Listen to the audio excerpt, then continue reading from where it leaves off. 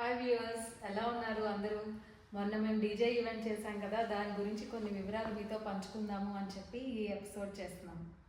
Hi Vishnu, ఎలా ఉన్నావు? బాగున్నాను శర్మ, ఎలా ఉన్నారు? డీజే ఈవెంట్ తర్వాత అసలు మనం కలవలేదు, ఇదే ఫస్ట్ టైం కలవడము.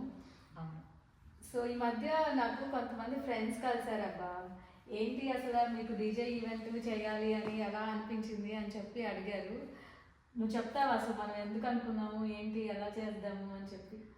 నీకు తెలిసిన విషయమే, కానీ అందరికీ పంచుకుందాము అసలు ఎలా స్టార్ట్ చేసాము అన్నది. మనము అసలు ప్లాన్ చేయలేదండి. మేము అసలు డీజే ఈవెంట్ ఇలా చేయాలి లేడీస్తో కలిపి అని చెప్పి ఏది కూడా ప్లాన్ చేయలేదు.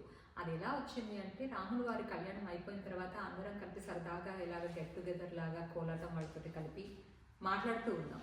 అలా మాట్లాడుతూ ఉన్నప్పుడు ఓకే, రాముల వారి కళ్యాణం అయిపోయింది, నెక్స్ట్ ఏంటి అనే క్వశ్చన్ వచ్చింది.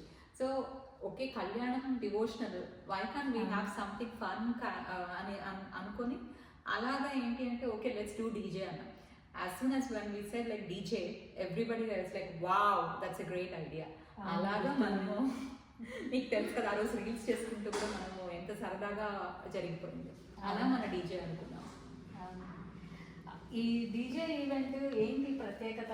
వావ్ అన్నారు, అదంతా okay, but what is so difference between other DJ event? Like జనరల్గా డీజే ఈవెంట్స్ అంటే లేడీస్ ఎవరైనా టికెట్స్ కొనుక్కొని వెళ్ళొచ్చు కదా, బట్ మనం చేసిన ఈ హార్మనీ అండ్ వ్యూస్ది ప్రత్యేకత ఏంటి అని కూడా అడుగుతున్నారు. డీజే ఈవెంట్ అంటే అందరికి కూడా ఫస్ట్ వచ్చే ఫీలింగ్ ఏంటి అంటే pubs, discos, drinks and everything.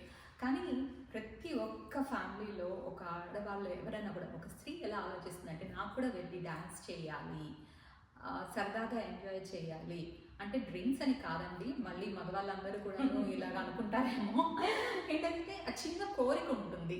మనం ఇంట్లో నుంచి బయటకు వెళ్ళలేని పరిస్థితులు చాలా ఉంటాయి. అంటే ఇప్పుడు ఉన్న కండిషన్స్ అయితే ఓకే, అప్పట్లో అంటే ఎలా ఉందో మీకు తెలుసు కదా.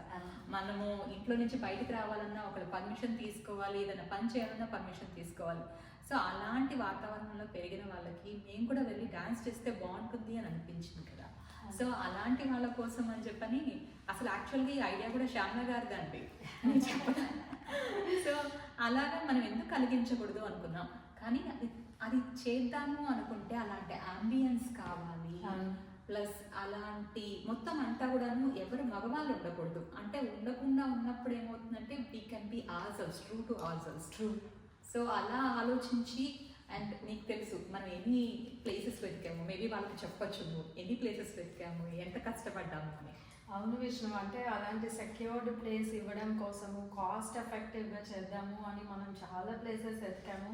కొన్ని చోట్ల అంటే $100+ అని కూడా చెప్పారు. మనము అది ఎఫర్డ్ చేయలేము. అంటే something which the ladies can afford అనేది కూడా మనము ఆలోచించాం కాబట్టి ఇంకా finally we settle with this యారానా అనమాట.